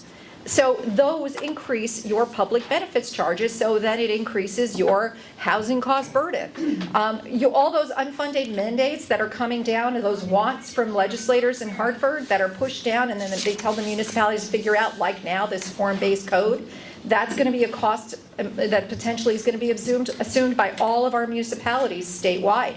All of the parking mandates, that's going to be things that are going to have to be handled statewide by all of our municipalities. So those are all unfunded mandates that, again, raise our local property taxes, raise your housing cost burden. Why are we being, penalized by that and having to create affordable housing based on the decisions that they're making in Hartford that are out of our control? So those are a couple of the things. And I would say, as far as the leaders in your municipality, you have to talk to OPM. OPM is going to be making a lot of decisions on how these things get rolled out on all of our towns, and there is a lot of potential for inequitable treatment within how this is going to happen and what they're going to be mandating to all of our towns to figure out our affordable goals. So it's very important that your leaders take an active and strong role and advocate for their municipality. And if they're not advocating for your municipality, then maybe they shouldn't be there, because that is really critical in this state. And then I guess that's everything for now. And the last thing I'll mention is, as much as we want to hold our legislators accountable, I think we also have to hold our fourth estate, the reporters, and everybody else accountable. We want to see that they're actually reporting all of this information to all of you, because we should expect that our legislators are telling us what's in the bills, but we should also expect that our news outlets do so as well. And we have found that that's not always the case. Thank you. Drop the mic. I have 3 quick ones. Some of it regurgitated from what was just said, but use your voice. I say it all the time. Use your voice. You have a voice. I talk to kids when they come and visit the Capitol all the time. They're not even 18 years old. They can't even vote. They can make a difference. They can make a difference. And you can't. I can just go back a few years and talk about tolls. Tolls was a big thing that the governor wanted, and people use their voice bipartisanly, and it stopped. Why? Because people used their voice and really came out with it. 5002 was killed and was vetoed because of people using their voice and talking to their municipal leaders talking to the governor, and thus happened. Unfortunately, 8002, a little bit different when the people who are trying to make those decisions, the municipal leader had no clue what was in the bill, because obviously we didn't have no clue what was in the bill until last minute. So you definitely use your voice. And make examples here. Listen, things are going to happen over the next couple of years. Write those examples down. Make sure we document those examples of what was the problem caused. So you can go back to OPM, you go to the COGS, you go to your municipal leader and let them know, this is what happened because of this bill. Here's why I'm against it still because of this. Or good or bad, but if it's bad, you have to let people know. You can't just let it happen and go. You have to keep reminding people, this is what happened because of this bill, and we can make sure we have documentation of those instances. And last thing is elect like-minded folks. This is not a bipartisan issue. This is not a partisan issue. Again, I represent Easton, which is very Democrat, very much so. They are dead set against this, dead set against it. And they, in fact, were the only town in the entire state of Connecticut that went from a Democrat leader, municipal leader, to a Republican leader. Why? Because of this piece. Literally because of this. The only town, one, in the whole state of Connecticut last November. That's how important this is, and it does get people riled up. So elect like-minded folks. If it's a Democrat, if it's a Republican, if they're aligned to you and this is important to you, that's what you should look at. Thank you for all of you for the questions. It's been just a affirmation of how important this issue is. I'm going to take one that has multiple. Given that A30G and A002 is now state law, what can local government do to reinstate local control? What should we be communicating to our RTM members and TPZ members and the Board of Selectmen in regards to how we can be proactive? And I'll just add that when Governor Lamont vetoed 5002, one of the biggest reasons that he offered was municipal leaders voiced their concern and objections. It's important. Municipal leaders voiced their concern and objections, and that was why he vetoed it. And so it's imperative that municipal buy-in was also the reason that he signed 8002, because there were municipal leaders as part of the Council of Government, as well as our CCM. CCM, Council of Connecticut Municipalities, and COST, which is the Council of Small Towns, all in a kind of leadership initiative signed on to 8002. And there were some legislative as well as there were no bipartisan on the legislative, but there were some bipartisan that'll be pointed to. Municipal leaders stood up. But there were many, many municipal leaders that were silent. I can assure you that it's well documented, even though people did not know. Representative Scott, Senator Fazio, and myself, we spoke on the floor. We vehemently opposed some of the transparency, lack of transparency, accountability, and the last-minute denial of due process. But again, as Maria said, it wasn't very well covered. Most people did not know that this bill was presented literally hours before review. And what Senator Fazio said about this prominent attorney, make no mistake about it, I have great respect for him. I don't agree with him much, but even for him, a leading expert on affordable housing, A30G, the lead legal mind in this area, even admits that he couldn't figure out the full implication of A002. That's shocking. But again, the question is, what can all of the advocates here, for many of the municipal leaders that said, this is beyond me, it's a state issue, where does their voice matter? And I know for Senator Fazio and their current First Selectman, First Selectman Camillo, we worked very closely on A30G legislation when he was a state rep. Where can local governance and the people's voice be heard to make a difference in the law as it impacts their lives? Well, to the basics of the question, we won't be able to change, to protect local control without changing the law. And ultimately, we're going to need to convince elected leaders to change their minds about this policy or change our elected leaders at the state level. There's no two ways about it. That said, we also need local leaders who are going to study up and try to protect and insulate their towns against bad consequences in this law, and maybe take advantage of good aspects of this law. As Representative Scott, sorry to give you demotion, said, there are aspects of this law that I think are tolerable or even good. And so it's so complicated, unfortunately. I know how overburdened our local municipal leaders are already. Many of them are just volunteers. They're not getting paid to do this. They have a job. And yet they're going to have to study up on this and understand the consequences and how to protect their towns in light of that. And then finally, as a municipal leader, your voice really matters to people in Hartford. They are arrested when, at a public hearing, a local planning and zoning official or a first selectman or a selectman speaks up, speaks out. It always affects the legislators. I see it up close. The examples on the ground, the intelligence on the ground, it really makes a difference because these are the people who truly know and care about the municipalities that they serve. So we need our local officials to be engaged in the process at the state level and speak out, because their voice really impacts decision-making and impressions for state legislators. And Alexis and Maria, can you articulate from your grassroots work how people in this audience that aren't elected can have a voice and make an impact? Absolutely. So, I totally agree. Lamont said when he vetoed 5002 that he wanted towns to take the lead. But this isn't towns taking the lead. This is towns being pulled by the nose. So it's really not, there are mandates. There are forced mandates. There is loss of local control, loss of local voices in all of this. There's also a Council of Development that's going to be enacted and has to meet before January 1st of 2026. And we've heard that from Desegregate that they were going to be, that they would be on this council. So you've got developer advocates who are going to have a seat at the table in determining all of these policies.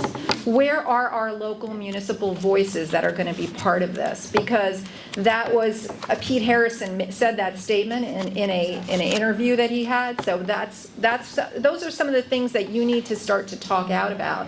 And again, that's going to be very soon that they're going to have decisions. They may have decided already who's going to be that, because it's almost the end of the year. But these are the problems we face, is that the voice that they've been hearing, that's been in the ear of all these legislators, are all those developer advocates who are paid millions of dollars annually. We are volunteers sitting here. We don't get paid $1 or a penny. So we are here just because we care about our towns as much as all of you do who are obviously here. That's why you're here. So I hope that you will all advocate and tell and spread the word within the community, because everyone needs to know. Yeah, and I would add, our Town Plan and Zoning Commission has to really get the ball rolling here. Some of the deadlines are quite quick. Some of them are July 1st. So that's a really short time to create new regulations in many ways. So our P&Z will be having a planning meeting on January 6th, and I urge all of you to go there. You can come here, actually, this very building, or watch online, because it's really vital to have your voices heard and to really speak out and make sure that they're trying to help work around some of the really most onerous parts of the law. Representative Scott, you want to offer anything? I'm good. Okay. Okay, this is, it's been said that 8002 might be against Article 10 of the state constitution. And also, do you think there are any ways in regards to explaining, as many of the proponents of the spill, 8002, had said, the opt-in option? Could you explain the opt-in, and should a municipality and its leadership decide not to, what are the penalties for not opting in, or if there's any? You take that one. I'm not an attorney, so. I don't know the articles either.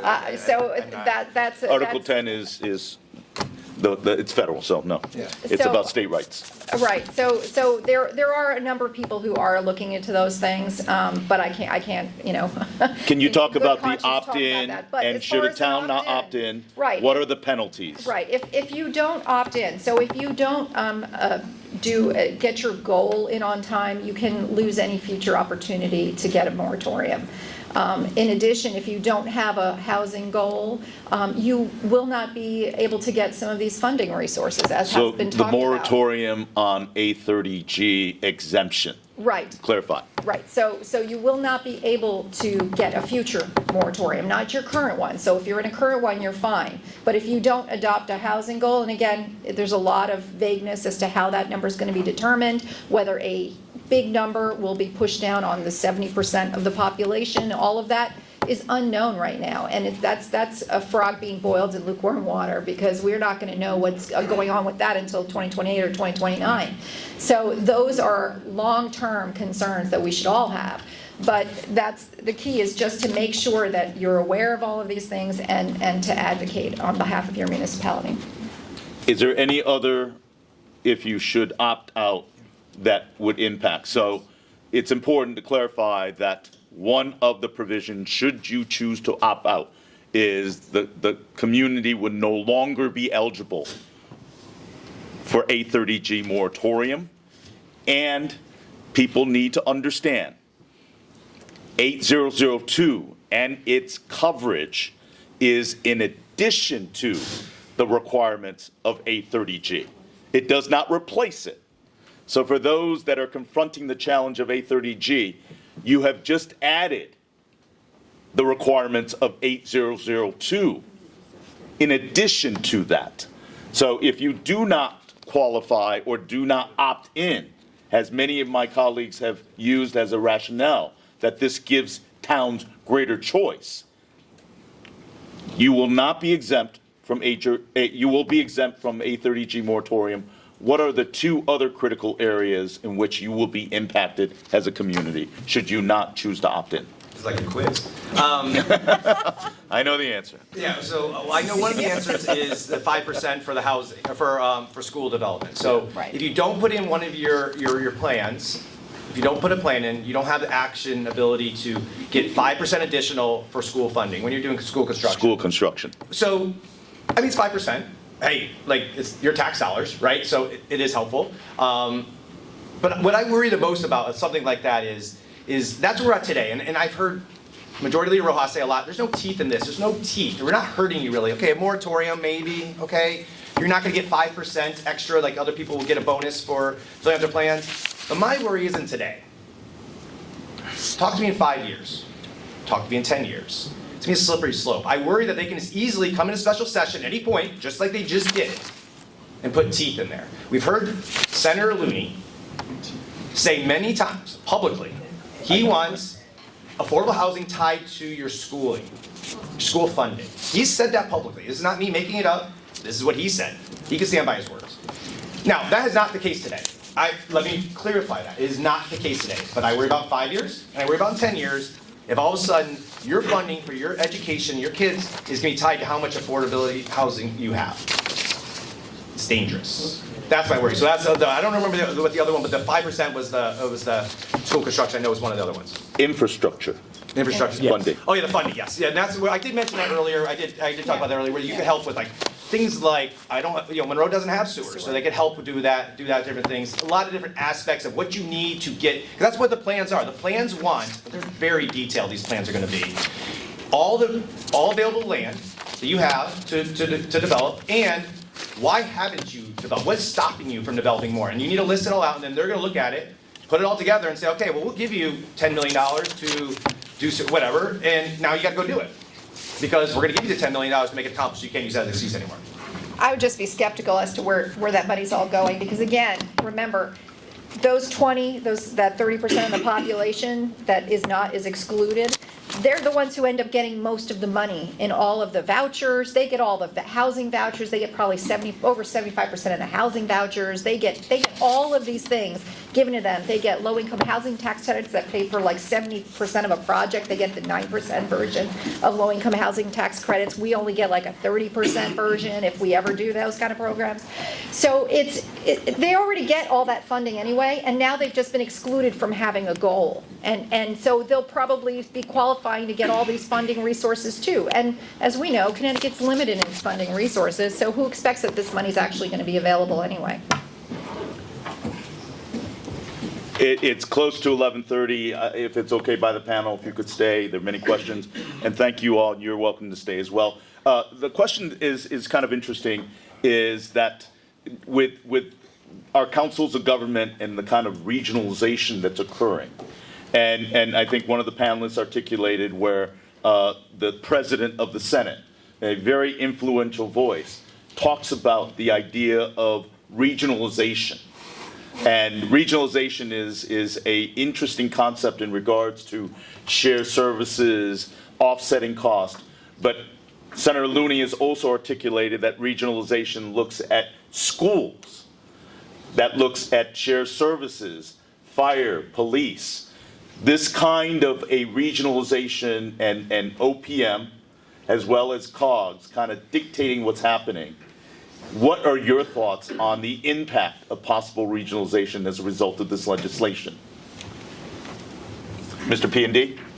Well, listen, to Representative Scott's point, this legislation envisions a world where county-level institutions have more influence on decision-making, to say nothing of state-level institutions having more influence on local decision-making. So just the fact that the councils of government will see a increase in funding of hundreds of thousands of dollars for their own operations, and just in the fact that they will be assigning the fair share of housing that each town within their COG, their council of government, their region, will need to develop under this new law, is a regionalization step that is unusual in Connecticut's history of the last couple of generations. So, we constantly have these debates in the state legislature, and we have seen much more aggressive and radical desires from major, very powerful legislators, including the Senate President, for school regionalization, for the elimination of a lot of zoning on the local level.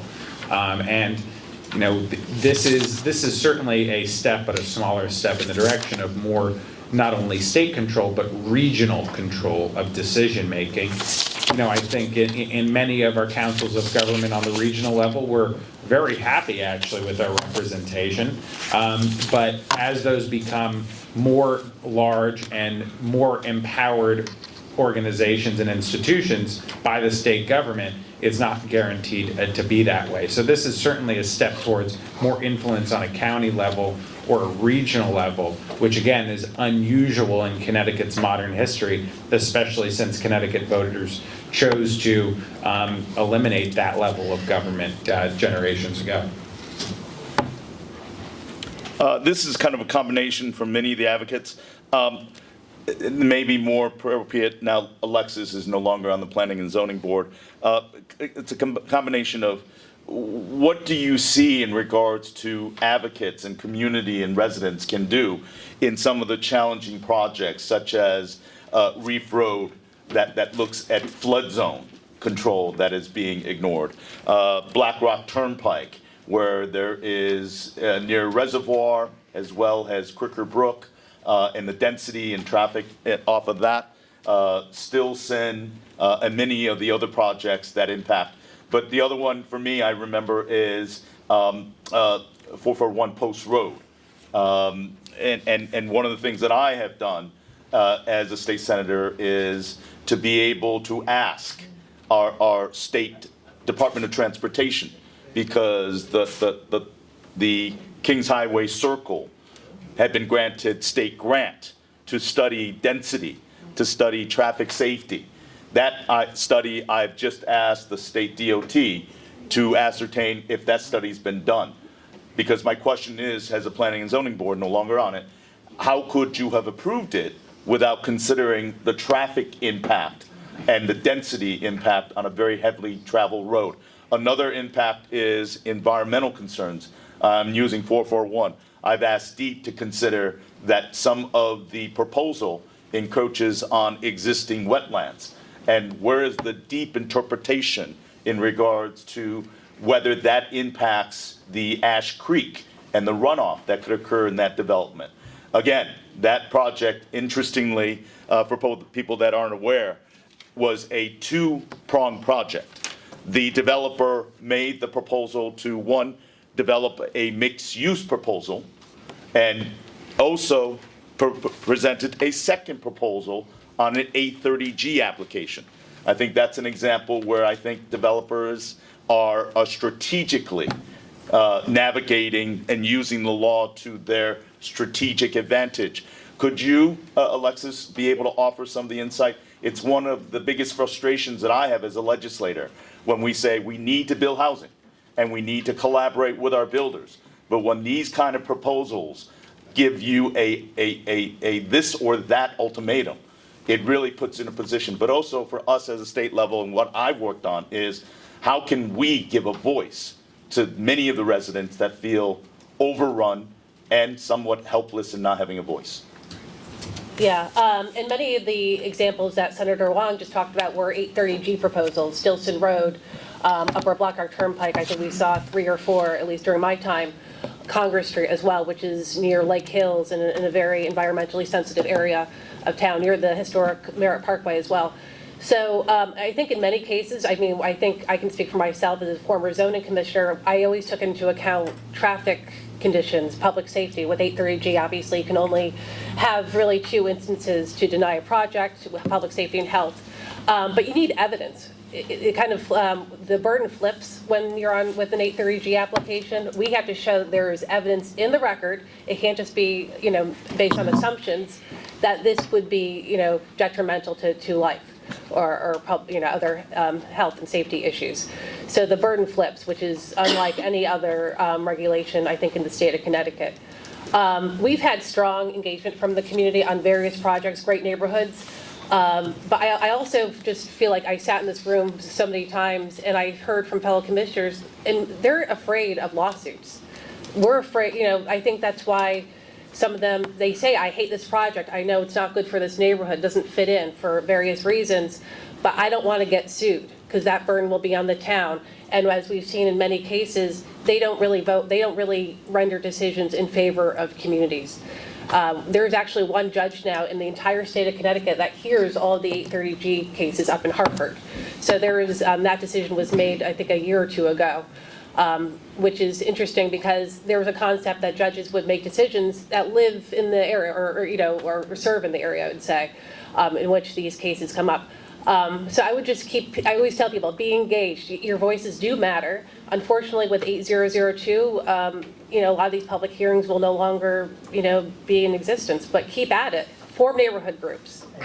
Write letters. I hear you. We all hear you. So don't think that you are totally, powerless, because you're not. But I would say, Tony, a lot of those cases that you mentioned were 830Gs, and again, that evidence is on us, and we can't always prove that because we don't have the resources or the manpower or the money for traffic studies. Some of these traffic studies that we get from developers, and I don't want to put any developers down because some of them, do really good work in our town. But they do these quick and dirty, traffic studies where our town really hasn't done or had the money to do a holistic traffic look with the proper conditions at appropriate days and times. So I think that's something that we really need to look at, especially when we're going to have probably a big influx in building in the coming years. Another question is, I think as Maria Weingarten mentioned in A002, summary judgments. And I'm not a lawyer either, but it is another word of saying, and you mentioned the word, has of right.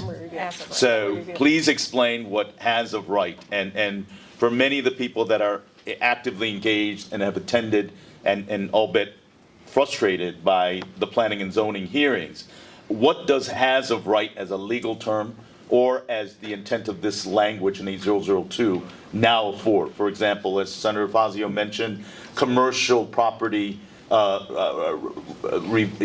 conversion to residential. Right. That will no longer have a requirement for public hearing.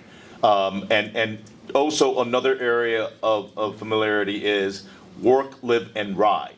That for residences that are within, I believe under the statute, a half-mile radius, that they also, if you're building units under 10, that there is no longer a requirement for planning and zoning review because it has not been granted in this legislation of 8002 has of right. Would that be correct? Representative Scott, you know the bill very well, and Senator Fazio, you can offer to that. Can you articulate that this language of work, live, and ride that was inserted in 8002, that if you were within a half mile of a transportation hub, that means Commerce or Black Rock train station, downtown, or Southport train station, and extending beyond here, Greens Farms train station, that any within a half-mile radius, development can occur without any planning and zoning. That doesn't get said a lot, but I want to make sure that I'm articulating this correctly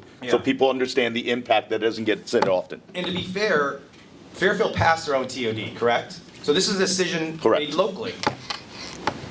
Thumbs up for that. Now, that might be something people don't want, but I like the fact that the town chose to make a TOD and did it. That's an example of their local control. They did that. We might not like it, you might not like it. I don't live in Fairfield, but if you do or don't like it, that's fine. But yes, so what this also has done now, on top of them making their own TOD, now they've actually added on top of that, right? So they've added some of these restrictions. And I'll even go further and get outside of Fairfield, is that they've made it where, because there's a lot of towns, there's 169 municipalities in the state of Connecticut, right?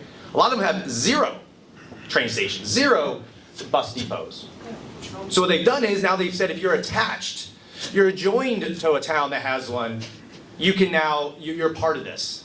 You could be part of the TOD, you can sign into the TOD, not just because you don't have one, that you're out. So they want to try to get more people to do it. So it's not like you don't have one, okay, well, we'll still try to get you in and we'll try to get you in. So if a town next to you had one, now you can all of a sudden be a part of and take place of a TOD in some of these restrictions that they will ultimately apply to you. But again, it's coming from OPM, it's coming from places that are not elected officials a lot of these times and what they're trying to do. And that's the frustration part to me. No doubt. And the frustration is, I just described 3 train stations in Fairfield that are very, very uniquely different, from the Black Rock station to downtown to Southport.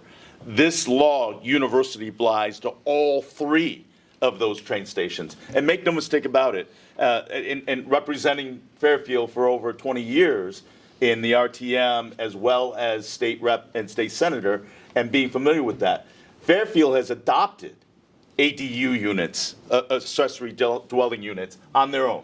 We've adopted inclusionary zoning that insists and encourage. We've adopted our affordable housing work plan way before anybody else. One of the things that I did when we changed 830G was to require our municipalities, but another critical factor was the judge assignment. We had said, shouldn't you assign judges that know Southwestern Connecticut much better than a judge up in Hartford? And that provision sunsetted. But again, to answer to people and saying, what can we do? We did something when the political wind were balanced and people had and required that you listen to people's viewpoints. We did that. We did that. We changed 830G. Malloy. So again, I encourage people, these are examples that are put in that we won't feel the consequences of it. And for those leaders in our community that said, oh, that's the state law, it's up in Hartford, I'm saying to everyone, your voice matters. That when municipal leaders, zoning leaders go up to Hartford and demand accountability and to be heard in representing their voice. I use as an example, I have been fully supportive and have fought relentlessly on behalf of the Southport and commercial businesses on the UI monopole. The arguments that were articulated on the UI monopole situation was personal property rights, business property rights, encroachment on environment, lack of transparency and engagement in this whole process. We, when I say we, the town, the state legislature, we all work together with residents and businesses, and we had a monumental success in challenging it. My disconnect is, why are we not doing that for many of the residences, many of our neighborhoods in the town of Fairfield? Where is that disconnect? I'm not saying that we're going to challenge everything, but we need to do a better job to be the voice of the people that we represent. So I think the key is that provision doesn't get articulated much, but what does that do to the communities within a half mile that will no longer have control or an opportunity to, for all of you to be here, for all of you to be heard? 8002 now says, it's a summary hearing, no need for you to know, we're doing the right thing. That's just my opinion. Go ahead. And the summary review is, it's actually a question I brought up to our WestCog, the head of our WestCog area, because I live in WestCog area. And there's a lot of question about how summary review would actually work, because where exactly would you address health and safety if you don't have a public hearing? Because typically, what would happen is you would have a planning and zoning hearing where you'd have an ability for someone to raise concerns for health and safety. But those P&Z hearings are not allowed under summary review. Summary review means that the concept comes from if you have a single-family home, you don't need, that's what the argument here is, that a single-family home doesn't need to have a special permit, right? Because normally you would have P&Z reviews of commercial and all of these other things. And so the idea was, let's just make all of these other things much more predictable for developers so that they know what the rules are. So New York City has form-based code, that's what you're really asking for here, and they have thousands of pages of form-based code, and they have to hire consultants to help them when they do these projects, because they're complicated, and because there's a lot of regulations in place. And that's essentially what's being asked of our communities at a smaller level, is to create our own very detailed rules so that developers would know the rules of engagement.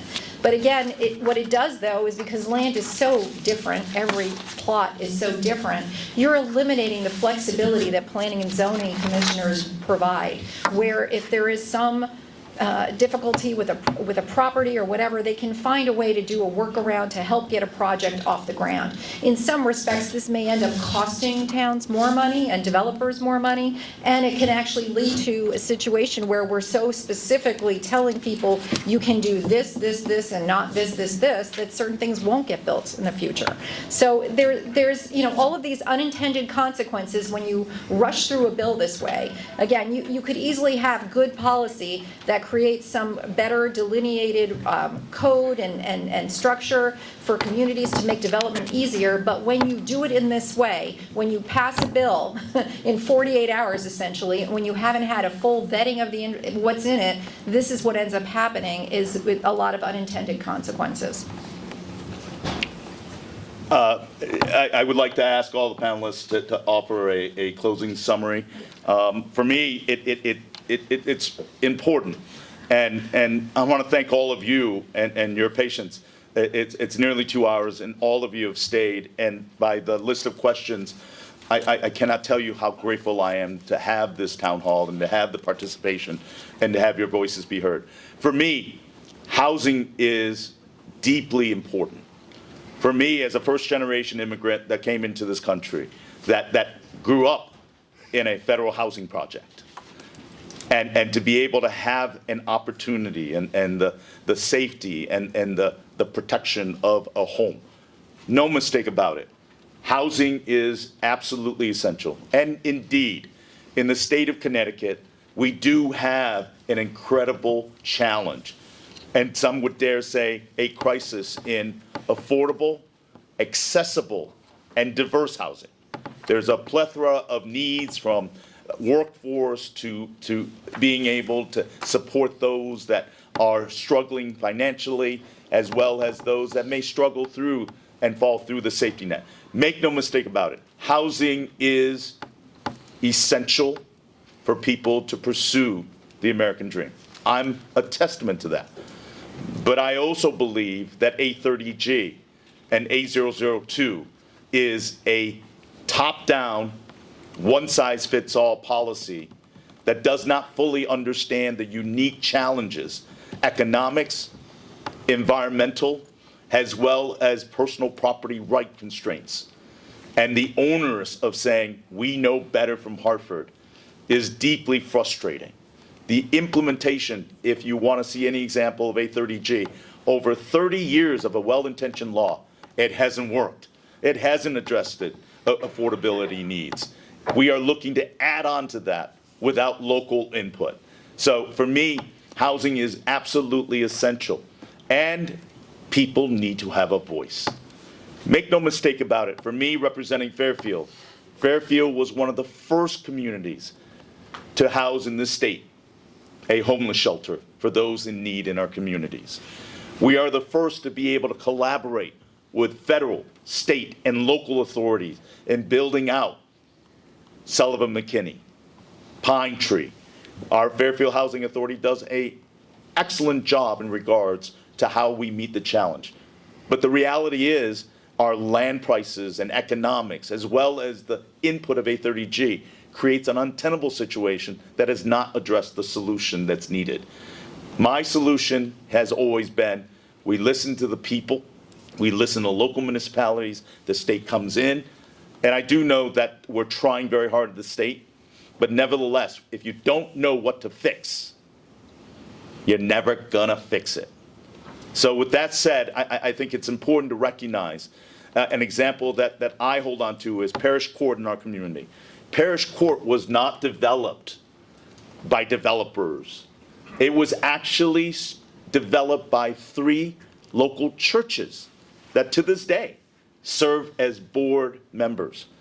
First Congregational, Greenfield Hill, and First Presbyterian. These 3 churches, back in the 70s, had the vision that we needed to build affordable housing and worked with community to be able to address the need. We've deviated from that. So for me, I want to be able to find solutions, but the solutions need to be led by leadership that is willing to stand up for the people that they represent. And not simply say, we need housing, this is the best way to go.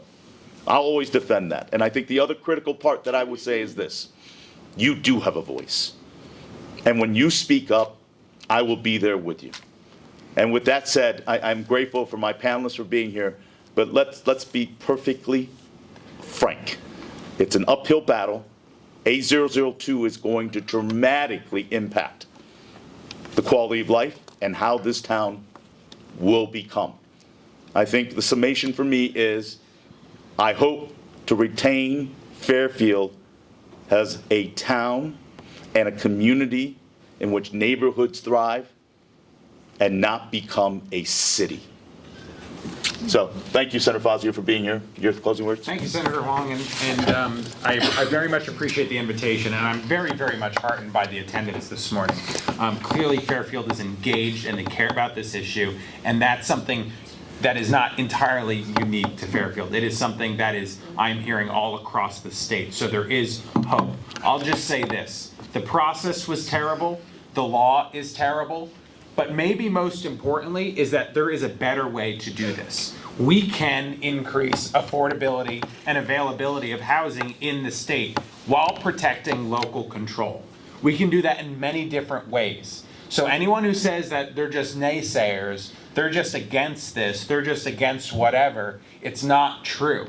We believe that there is a way to increase housing availability and affordability while putting the towns in the driver's seat with local control. And we need to get property taxes under control in this state. Connecticut has one of the highest property tax burdens in the entire country. It's almost like having a mortgage on top of your mortgage in some towns and cities, and nothing's being done about it. And yet the state keeps imposing more and more unfunded mandates that will raise that property tax burden and make housing even more unaffordable. We need to cap property taxes and remove some of those unfunded mandates. We need to actually empower building on the small scale in the form that towns will embrace, that will preserve kind of the character of the neighborhoods, but also add housing affordability and availability. That's like the accessory dwelling units, some form of residential in retail and mixed-use zoned areas, and so on. It can be done. We need to reduce the costs of building and maintaining housing. Yet we make it impossible for young people to enter the building trades, to get apprenticeships. We impose high costs on people in those industries, paying hundreds of dollars a year in fees to the state government. And finally, we need to repeal and replace 830G. We could have had a conversation about 8002 or something like that if there was a way to give towns relief from 830G permanently, yet that conversation never happened, the negotiation never happened, the public input never happened. This was a rotten process, a rotten outcome, and there was a better way to do this. I just want to make a quick plug to this group because you guys have been amazing 5 days before Christmas on a Saturday. I just want to say CT 169 strong. Go to our website. We have tons of information. We have white papers on 830G, on the environmental impact with mass development.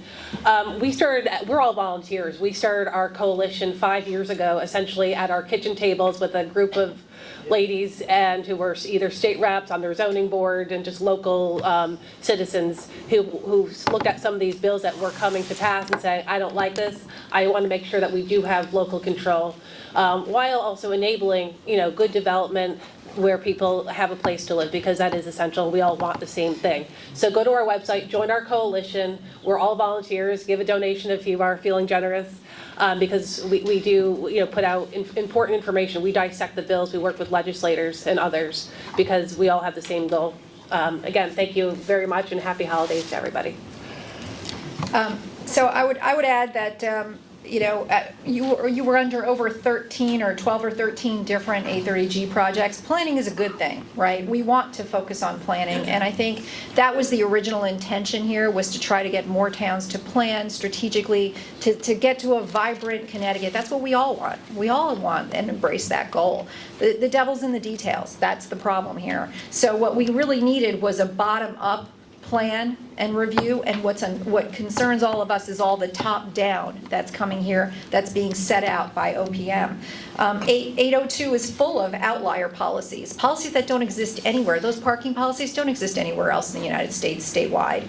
Those as-of-right mandates, these are outlier policies, just adding into our 830G that's an outlier policy when compared to the rest of the country as well. And it's really unfortunate that we're being saddled when we already have such high property tax burdens, such high energy cost burdens in our state. It's just not fair to our residents. That's what kind of strikes me. It just seems so unfair to all of us. It's not going to improve affordability. It's truly a developer handout. Those parking mandates, that's going to be residents subsidizing parking. So these are all just issues. And I'll just close by saying there are 5 inputs that go into the cost of housing creation. That's land, lumber, labor, lending, and laws.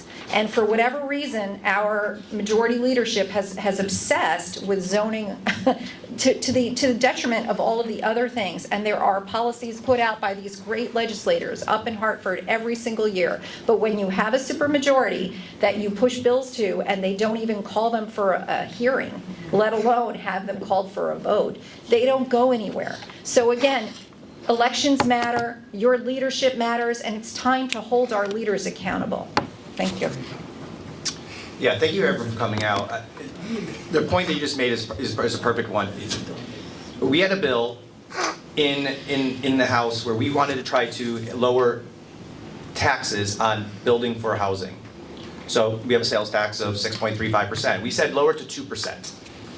2%. So entice and give folks a chance to sharpen that pencil and make it affordable to build affordable housing. Did not even have a hearing, did not get to go anywhere. We're trying to make it affordable it's not affordable in the state of Connecticut. So even taking a step back and talk about housing, talk about the affordability in general in the state, that's why people don't build affordable housing. It is not affordable to do so. You can't make money doing it. People are not doing charity work. These are builders developers who are trying to make a living. You can't do that when you're giving 30, 40% of the housing basically away, and they're losing money on that to try to then have to make the money on the rest of the 50 or 60%. So to make this happen, Connecticut has to be more affordable.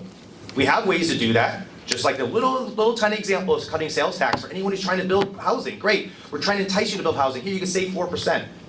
That's one little example. There's others, as Senator Fazio said, there's other ideas that we have that we can continue to keep putting in, and we will. But again, it's just, we need to have people listen. And unfortunately, the affordability is tough here in the state of Connecticut, and you're seeing that in housing, and that's what we're having to pay the price for every single one of us. Say one last thing. Well, judging by this crowd, people are listening. I want to thank all our panelists. And I want to just close by thanking all of my panelists for their insight. And again, it's ct169strong.com. .org. And it's, Senator Fazio, your contact information? Ryan at ryanfazio.com is my personal email, so use it judiciously. Yeah, so mine's Tony. You go to tonyscott.com. Okay. That's my website, and it gives you all the information you need to find me. Yep, thank you. And I want to acknowledge participants that are here. Lucas Thomas, the chair of the Conservation Commission. Conservation Commission. We have Catherine Braun, who is a current planning and zoning, and we did try to invite all of the officials to come and participate and give their voice. We also wanted to recognize Representative Marty Foncello, who represents Newtown and Brookfield. And I also want to acknowledge they have since left, as I mentioned earlier, former Commissioner Yvonne Klein, and I believe there was a representative from Desegregate Connecticut. It is important to point that out. I want everybody to come. I want to have that engagement to deal with the facts and how we have to find solutions. But ultimately, I think it is my gratitude to all of you for being here and all of you to have your voices, because I've heard enough times the frustration, the helplessness, the emotion, as I mentioned earlier. I hope we give you some insight and solutions to be engaged and have an avenue where you can contact people to give you a sense of being heard. I'm going to close by thanking our host today, the Fairfield Fire Training School. It is a community jewel for civic engagement, so I want to thank the Fairfield Fire Department and the Fire Training School for hosting us.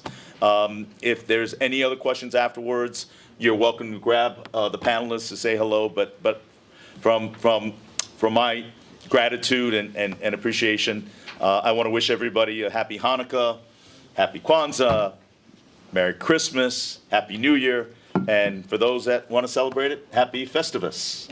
For the rest of us. For the rest of us. For the rest of us, Happy Holidays. Thank you very much. Thank you.